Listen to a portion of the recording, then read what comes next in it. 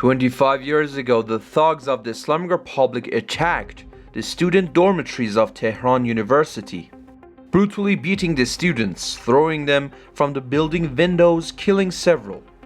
In response to that bloody attack, students and the public held unprecedented protests for several days, taking control of central Tehran streets and making a historical turning point in the struggle to overthrow the Islamic Republic. The names of the martyrs and the missing from those brave protests are eternal, and their memory lives on.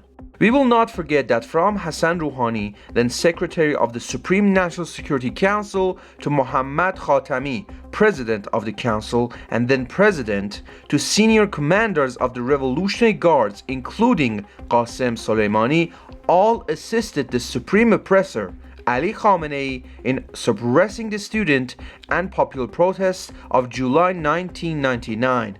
The perpetrators of this crime should know that the case of that crime is still open and will one day be addressed in a free and fair trial, said His Majesty Prince Reza Pahlavi in a recent tweet on X.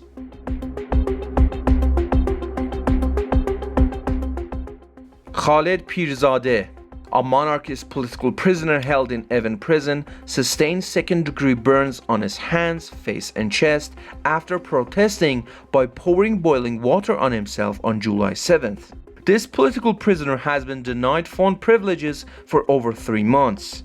This sanction was imposed because he crafted a wooden plaque for petitioners inscribed with the poem, "If Iran does not exist, my body will not exist." He is currently hospitalized at Mottahari Hospital and underwent surgery on July 9th.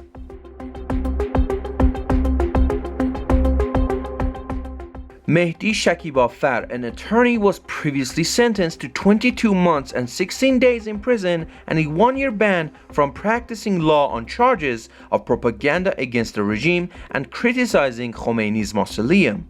He was also sentenced to 1 year in prison and a 9-month ban from practicing law for referring to the victims of the November 2019 protests as martyrs. Providing pro bono legal representation to those arrested during the nationwide protests of December 2017, November 2019, and the national uprising in 2022 has also been cited as charges against this patriotic lawyer.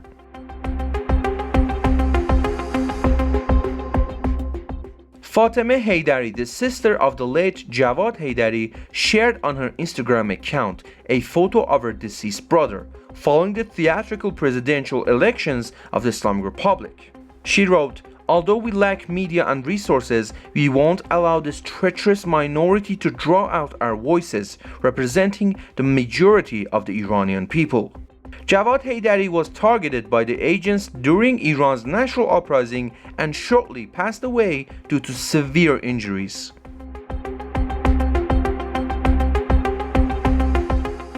Leila Mahdavi, mother of the late Siavash Mahmoudi, shared a video on her Instagram account revealing the destruction of her son's gravestone. Siavash Mahmoudi, a 16-year-old, was killed by direct gunfire from the Islamic Republic's armed forces during the national uprising in Iran on September 21, 2022 in Naziabad, Tehran.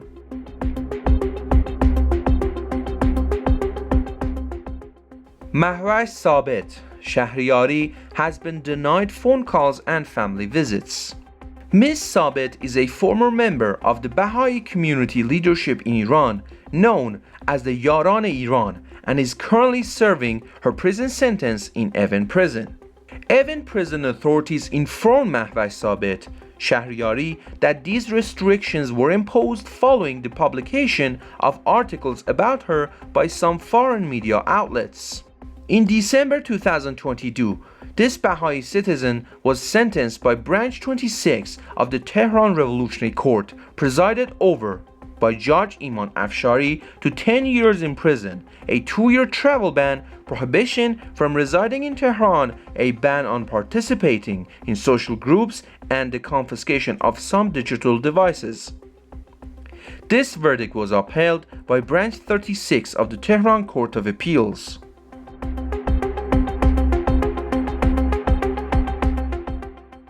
The Shiraz Revolutionary Court has convicted 3 Baha'i citizens of membership in an illegal and hostile group, with the intent to disrupt national security, sentencing them to prison and additional penalties.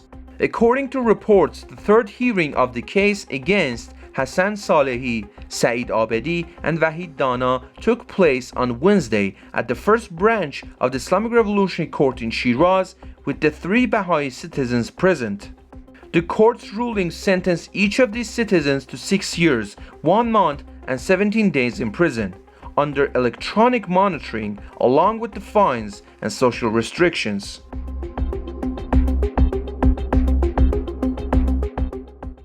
Marzieh Gholampour, 29, was shot and killed by her husband. Ms. Gholampour was murdered by her husband shortly after filing for divorce, in front of her parents' house and in the presence of her child.